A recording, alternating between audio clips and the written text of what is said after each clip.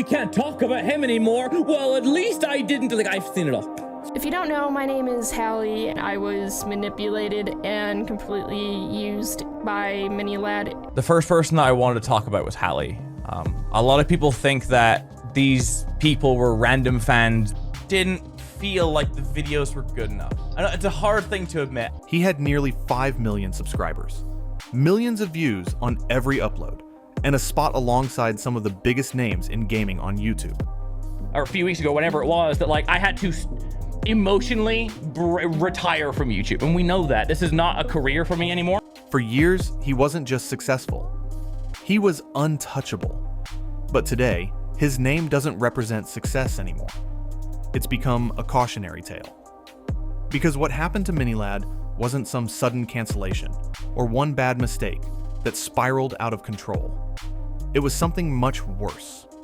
A slow unraveling, fueled by decisions he kept making over and over again, even when the warning signs were impossible to ignore. And the most shocking part, at multiple points, he actually had chances to fix everything. Chances to take accountability, rebuild trust, and walk away with at least some of his reputation intact. But instead, every time things started to fall apart, he made it worse. So how does someone go from being one of the most recognizable gaming creators on the platform to completely disappearing from it? And why, even years later, has he never been able to recover? Before any of the controversy, before the accusations, before his name became something people avoided, there was a time when Miniladd was one of the fastest rising creators on the entire platform. He started like a lot of YouTubers did back then, just uploading for fun. Call of Duty clips, edited montages, nothing too serious. But what separated him early on was consistency. He kept posting, kept improving, and slowly built an audience that actually stuck around. Then, everything changed when he shifted into Gary's mod content. That's where he found his lane. The chaotic, unscripted style of Gmod fit perfectly with his personality, and more importantly, it connected him to the right people. Because around that same time, he became part of the group led by Vanoss Gaming, one of the biggest creators on YouTube. And once he was in that circle, his growth exploded. Suddenly, he wasn't just another small creator grinding uploads. He was appearing in viral videos, building a recognizable character, and reaching millions of viewers who had never heard of him before. His Pablo persona became a fan favorite, and his channel started climbing at a pace most creators could only dream of. By 2015, he had already hit millions of subscribers. And it didn't stop there. His videos were consistently pulling huge numbers. His name was becoming well known in the gaming space, and everything he touched seemed to work. But what really cemented his image wasn't just the content, it was the persona he built around it. He came across as genuine, down to earth, someone who gave back. Charity streams, fundraising events, donations. It all painted the picture of a creator who wasn't just successful, but actually a good person too. And for a while, nobody really questioned that image. But behind all that growth, behind the millions of views and the good guy reputation, something else was starting to change. Because the bigger he got, the more he started to move away from the people who helped him get there. And that's when the first real cracks began to show.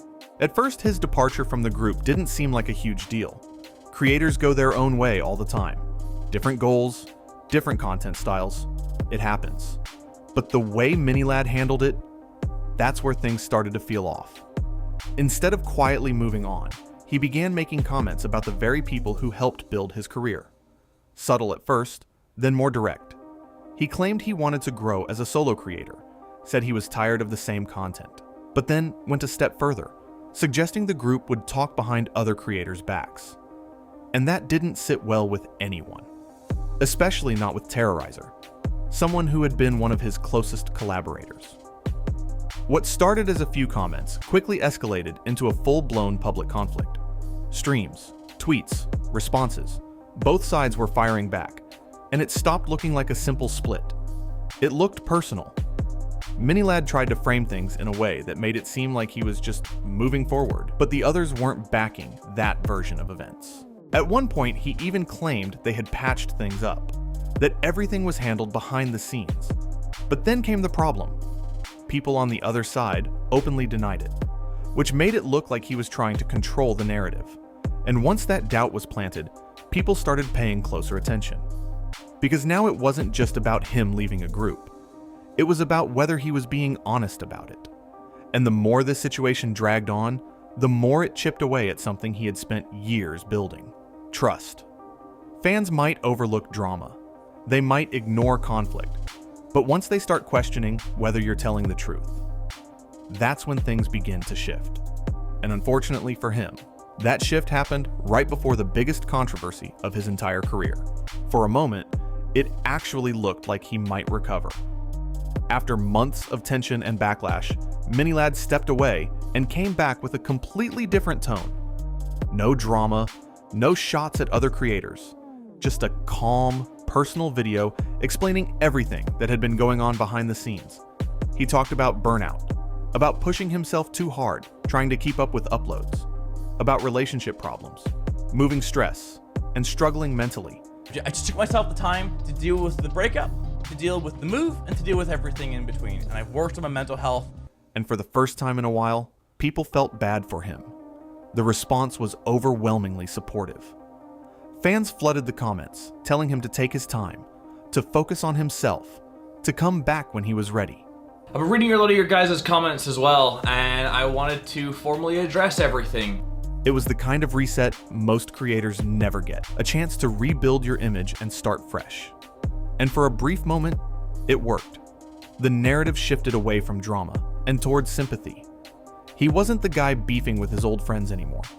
He was someone dealing with real problems, trying to get back on track. But looking back, this moment is what makes everything that happened next hit even harder. Because this wasn't someone who never had support. This wasn't someone the internet had already turned against. He had goodwill. He had people willing to give him another chance. But as well as address everything, I want to talk about a lot of the rumors that are out there and debunk some of them too. And all he had to do was not ruin it. But just a few months later, everything changed. And this time, there was no coming back from it. Then, almost overnight, everything fell apart. What started as a single accusation quickly turned into something much bigger. Multiple people came forward, and instead of isolated claims, a pattern began to form. These weren't vague accusations either. They were detailed, specific, and consistent. She said that I asked to pick her up. For the photo, she asked if myself and the other YouTubers could hold her up for the photo, so what she's saying here is untrue. And the core issue at the center of all of them was the same: an abuse of influence and behavior that crossed a line he never should have gone near. The situation with the other two people that I said on Twitter was a situation where my behavior was unacceptable, and I understand that. At that point, the narrative completely flipped. This wasn't drama anymore. It wasn't YouTube beef or misunderstandings between creators. This was serious, and people treated it that way immediately. And what made it worse was how everything connected back to what fans had already started noticing. The trust issues from earlier, the way he handled criticism, the way he controlled narratives. Now people were looking at all of that differently. Because when multiple accusations point to the same kind of behavior, it stops being coincidence. It starts looking like a pattern that had been hidden behind a carefully built image for years. Even people who had supported him just months earlier started backing away. And when those close to him, people who knew him behind the scenes, began speaking out or distancing themselves, it only reinforced what the public was already starting to believe. In a matter of days, everything he had built over nearly a decade began collapsing. Subscribers dropped. Collaborators disappeared. His reputation took a hit that wasn't just damaging, it was permanent. And at that point, there was only one thing that could have even slightly changed the outcome: how he chose to respond. This was the moment that would decide everything. When a situation reaches that level, there's really only one path forward: full accountability, complete transparency, and time. That's the only way creators have ever managed to rebuild even a fraction of trust. But that's not what happened here. Instead, Miniladd responded quickly, and that was the first mistake. His initial apology was short. vague, and didn't really address the core of what people were upset about. It acknowledged inappropriate messages, but it didn't directly confront the severity of the situation or center the people affected. And almost immediately, people picked up on that. Then came the bigger problem. He returned with a video far too soon. Rather than taking time away to reflect, he tried to explain everything while the situation was still fresh, emotions were still high, and the internet was still watching closely. In that video, instead of clearly owning what happened, he tried to reframe parts of the situation. At one point, he described the people involved as friends, as if that somehow changed the context of what took place. But more importantly, he once again brought the focus back to himself, his mental health, his struggles, his state of mind. Since then, I have been going to therapy every single week, and I will continue to go to therapy every single week. And while those things can be real and important, in that moment, it came across like deflection. Because instead of addressing the harm directly, it felt like he was trying to explain it away. And the audience noticed immediately. What could have been seen as honesty ended up looking like damage control. What could have been accountability started to feel like justification. And once that perception set in, it spread fast. People weren't just criticizing what he had done anymore. They were criticizing how he handled it. And at that point, the situation had gone from bad to nearly impossible to recover from. Because on the internet, making a mistake is one thing, but showing people that you haven't actually learned from it, that's what turns a controversy into a downfall. After that, it wasn't just backlash anymore. It was complete rejection. Everything that had once supported his career started disappearing, one piece at a time. First came the platforms. Twitch stepped in and permanently banned him, effectively cutting off one of the biggest ways creators connect with their audience. That alone was a massive blow. But it didn't stop there. On YouTube, the numbers told the real story. Subscribers started dropping fast. Not a slow decline. A sharp, immediate fall. Hundreds of thousands gone in a short span of time. And unlike most creators who eventually stabilize, his numbers just kept slipping. But the bigger loss wasn't numbers, it was people. The same creators he had once worked with, built content with, and grown alongside, they were gone, completely distanced. The Vanoss gaming crew didn't just stop collaborating, they cut ties entirely. No appearances, no mentions, nothing. It was like he had been erased from that circle altogether. And in some cases, it went even further than silence. He became a joke. Clips, comments, references. His name started popping up not as a respected creator, but as a punchline. People are gonna hate me no matter what I do. I've learned to accept that. Even people who had once been close to him weren't treating the situation seriously anymore. And that's when you know the shift is complete. Because once the internet stops being angry and starts laughing instead, that's when your reputation is truly gone. At that point, there was no real support system left. No collaborators, no strong audience backing, no industry connections willing to stand beside him. Everything that once made his success possible had disappeared.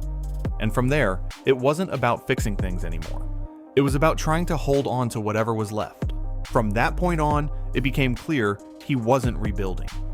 He was trying to survive. Instead of stepping away completely, Miniladd slowly started uploading again. But something felt different. The content wasn't driven by the same energy or creativity that had built his channel in the first place. It felt forced, and more importantly, it felt desperate. Titles became more exaggerated. Thumbnails leaned heavily into clickbait. He started chasing attention instead of earning it. There were moments where a video would spike, maybe get some traction, but it never lasted, because people weren't watching for the content anymore. They were watching because of who he had become. The comment sections made that painfully clear. Instead of support, it was constant reminders of the past. Jokes, criticism, backlash, it followed every upload. It didn't matter what the video was about. The narrative never changed. And over time, that kind of response wears anyone down. Eventually, he even admitted it himself, that no matter what he did, people were going to hate him. That the reaction was out of his control. But that statement revealed something important. Because instead of showing growth or understanding, it sounded like resignation. Like he had accepted the situation, without actually addressing why it got there in the first place. And without that, nothing was going to change. The audience hadn't moved on. His reputation hadn't recovered. And every attempt to come back only reminded people why he fell off to begin with. At that point, the outcome was almost inevitable. Because when your content stops being about what you create and starts being defined by your past, there's only so long you can keep going. Eventually, he stopped trying altogether. After years of inconsistent uploads, backlash in every comment section, and failed attempts to rebuild his image, Miniladd quietly stepped away. No big announcement, no final video trying to explain everything. Just a slow fade into silence. And that silence said more than anything else could. Across every platform, the pattern was the same. YouTube uploads stopped. His second channel went inactive. Twitch was already gone. Even his social media presence became almost non-existent, with posts either deleted or left untouched for years. It wasn't a comeback story. It wasn't even a dramatic ending. It was just over. But what makes it even more telling is what happened after he disappeared. People didn't forget. His name still gets brought up, but not for the content that made him famous. Not for the millions of views or the viral videos. Instead, it's tied to compilations, breakdowns, and discussions about how everything went wrong. Even years later, his channel continues to lose subscribers, slowly, consistently, like the platform itself is still correcting the numbers long after he stopped uploading. And that's the part most creators never think about. You don't just lose your audience in the moment, you lose your legacy over time. Because once people stop associating your name with success and start associating it with controversy, even disappearing doesn't fix it. It just leaves the story unfinished. In the end, Miniladd's downfall wasn't caused by just one moment. It wasn't a single tweet, a single video, or even a single controversy that ended his career. It was a series of decisions, each one making things worse than the last. He had opportunities to fix it, real chances to take accountability, step back, and rebuild at least some level of trust. And for a brief moment, it even looked like he might. But every turning point led to the same outcome. Deflection instead of accountability. Explanations instead of ownership. Comebacks that felt rushed instead of genuine. And over time, that pattern cost him everything. His audience left, his collaborators disappeared, and the reputation he spent nearly a decade building collapsed faster than anyone expected. Now, years later, what's left isn't the success he once had. It's the example he became. Because on the internet, people might forgive mistakes, but they don't forget how you handle them. And sometimes, that matters more than the mistake itself. If you made it this far, make sure you hit that like button. Subscribe to the channel if you want more breakdowns like this, because we're dropping videos just like this every week. And I want to hear your thoughts. Do you think Miniladd could have ever made a comeback? Or was it over the moment everything came out? Drop your opinion down in the comments.